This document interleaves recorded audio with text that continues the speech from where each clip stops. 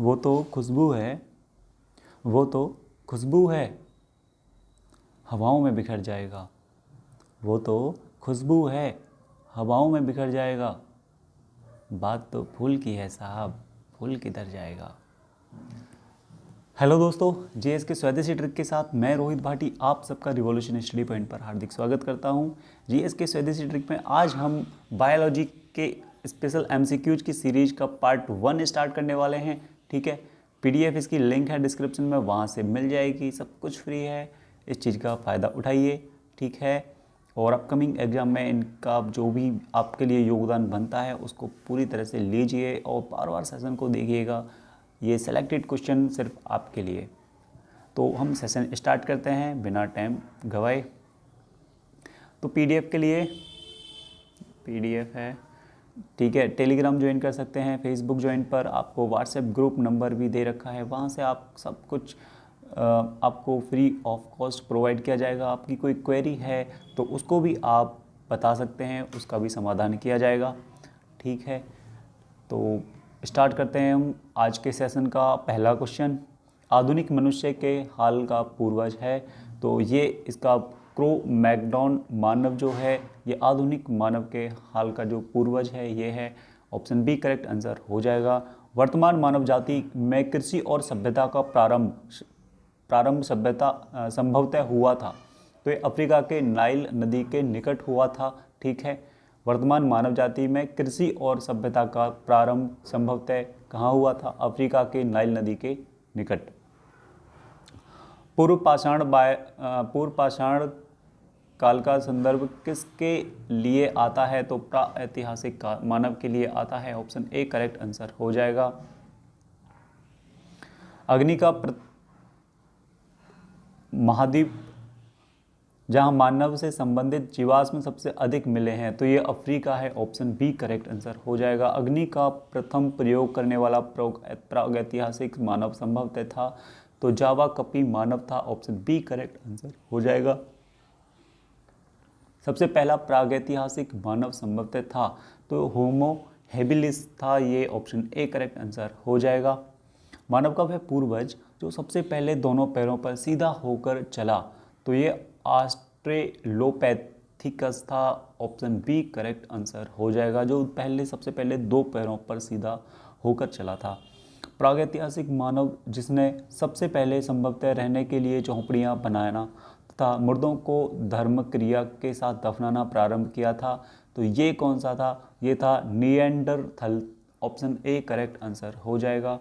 पृथ्वी पर वर्तमान मानव होमो सेपियंस का इतिहास कितने वर्ष पूर्व प्रारंभ हुआ था? तो ये 10,000 वर्ष पूर्व प्रारंभ हुआ था। ऑप्शन बी करेक्ट आंसर हो जाएगा।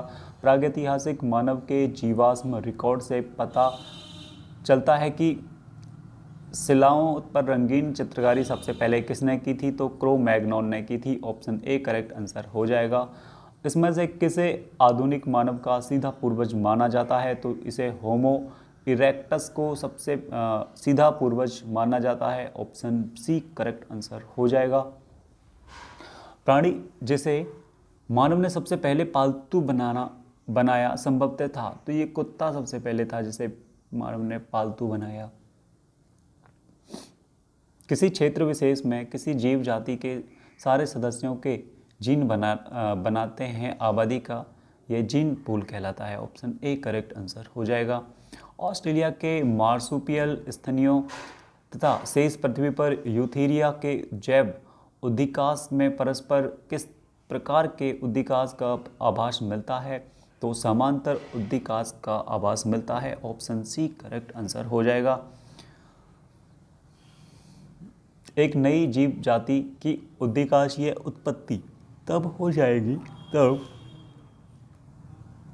जब किसी आबादी में इतने जीन परिवर्तित हो जाएंगे कि इसका अन्य आबादियों से जननिक प्राधिकरण हो जाएगा। ऑप्शन बी करेक्ट आंसर हो जाएगा। अनुवांशिक अपवाहन या विचलन, ये क्या होता है? बड़ी आबादी में महत्वपूर्ण उतार चढ़ाव उत्पन्न करना ही क्या होता है? अनुवांशिक अपवाहन या विचलन कहलाता है। ऑप्शन सी करेक्ट आंसर हो जाएगा।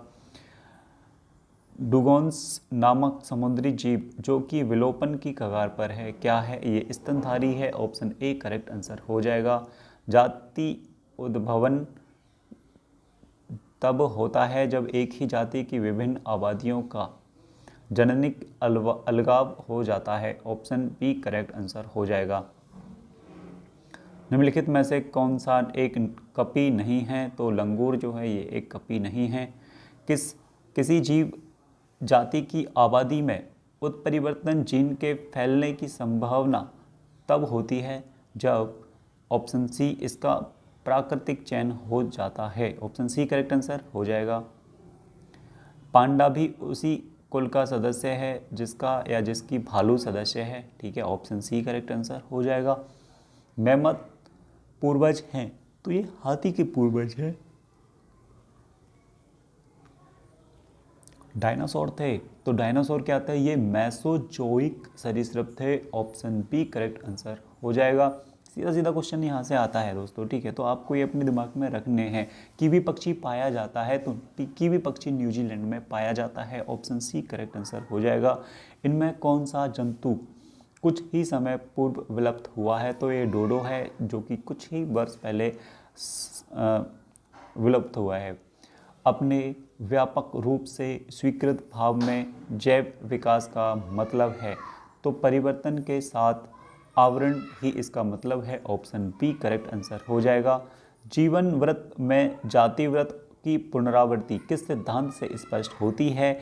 तो पुनरावृत्ति सिद्धांत से स्पष्ट होती है। ऑप्शन डी करेक्ट आंसर हो जाएगा। निम्नलिखित में से कौन अंडे देता है और सीधे बच्चे नहीं देता? तो इसकी बात की जाए तो अकेडिना जो है, अकेडिना ये सीधा अंडे देता है, बच्चे नहीं देता है सीधे। अपनी भ्रूण अवस्था में जंतु पूर्वज से भ्रूणावस्थाओं को दोहराते हैं, यह नियम कहलाता है बायोजेनेटिक नियम कहलाता है। ऑप्शन सी करेक्ट आंसर हो जाएगा।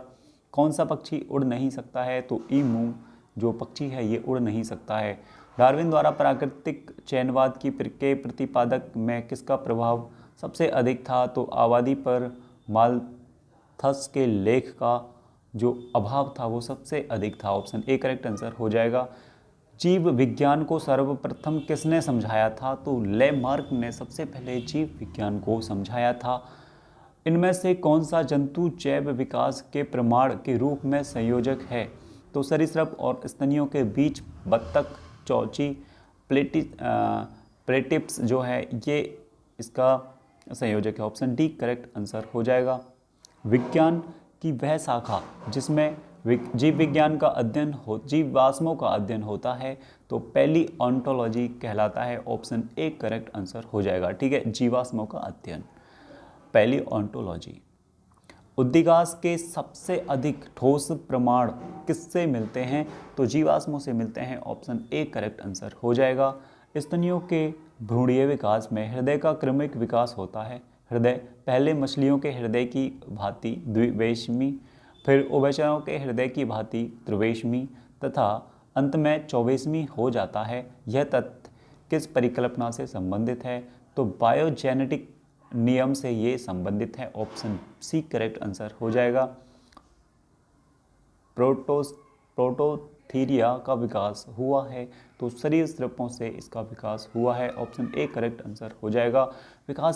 विज्ञान की किस शाखा में भूगर्भ विज्ञान और जंतु विज्ञान की समागम है? तो ये जीवाश्म विज्ञान है। ऑप्शन सी करेक्ट आंसर हो जाएगा। प्रोटोजोन जिसमें पौधे और जंतुओं दोनों के लक्षण होते हैं और जिसे इनका संयोजक मान सकते हैं, तो यूक्लिना इसका करेक्ट आंसर हो जाएगा। Option D. विकासवाद का सिद्धांत किससे प्रतिपादित किया था? तो ये डार्विन ने प्रतिपादित किया था विकासवाद का सिद्धांत। ठीक है दोस्तों, तो पीडीएफ के लिए आपको कहीं जाने की ज़रूरत नहीं है, लिंक है डिस्क्रिप्शन में नीचे। आप टेलीग्राम ज्वाइन भी कर सकते हैं, फेसबुक पेज पर भी आपको सब कुछ मिल जाएगा। इनमें से आप कुछ भी चीज़ आप चला रहे हैं तो वहाँ से सब कुछ आपके पास आ जाएगा। आप व्हाट्सएप ग्रुप से भी ज्वाइन हो सकते हैं। ठीक है, तो इसके साथ हमारा सेशन ख़त्म होता है। आई होप आपको यहाँ से बेहतरीन से क्वेश्चन मिले होंगे जो कि आपके दिमाग को वाकई में मतलब तसल्ली पहुँचा रहे होंगे कि हाँ, इस तरह के क्वेश्चनों को हम छोड़कर आ जाते हैं लेकिन अब नहीं छोड़ेंगे। ठीक है, तो बिल्कुल बेस था और बेस में से बहुत अच्छे क्वेश्चन थे जो कि आपके लिए प्रोवाइड किए गए थे। नेक्स्ट सेशन में मिलते हैं, तब तक के लिए आप भी हंसते रहिए, मुस्कुराते रहिए और अपने आसपास खुशियाँ बांटते रहिए। ठीक है, और अपना दर्द सिर्फ अपने आप तक ही सीमित रखिए क्योंकि आपको हमदर्द तो कोई मिलेगा नहीं, सरदर्द ही मिलेंगे। ठीक है, 80% लोगों को आपसे कोई फ़र्क नहीं पड़ता है आप किस हाल में हैं और 20% लोग खुश हैं आपको बुरे हाल में देखकर। तो दोस्तों अपने आप में खुश रहिए, अपने आप को संभालिए, अपने आप को आगे बढ़ाइए। ठीक है, और बस खुश रहिए। मुझे दीजिए इजाज़त। जय हिंद, जय भारत, वंदे मातरम।